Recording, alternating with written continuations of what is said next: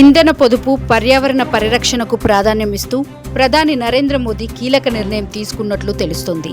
తన కాన్వాయ్లో ఉపయోగించే వాహనాల సంఖ్యను 50% వరకు తగ్గించాలని ఆయన ఆదేశించినట్లు ప్రభుత్వ వర్గాలను ఉటంకిస్తూ ఇండియా టుడే వెల్లడించింది. అంతేకాకుండా కాన్వాయ్లో ఎలక్ట్రిక్ వాహనాల వినియోగాన్ని మరింత పెంచాలని కూడా ప్రధాని సూచించినట్లు సమాచారం.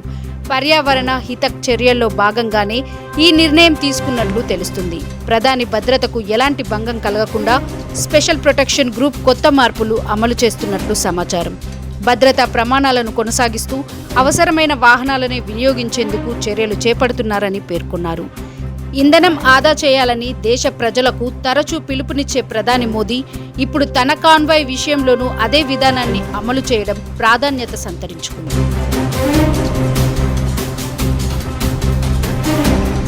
Thank you for watching Kasba news channel. నిరంతర వార్తల కోసం ఛానల్ని సబ్స్క్రైబ్ చేసుకుని పక్కనే ఉన్న బెల్ ఐకాన్ని క్లిక్ చేయండి.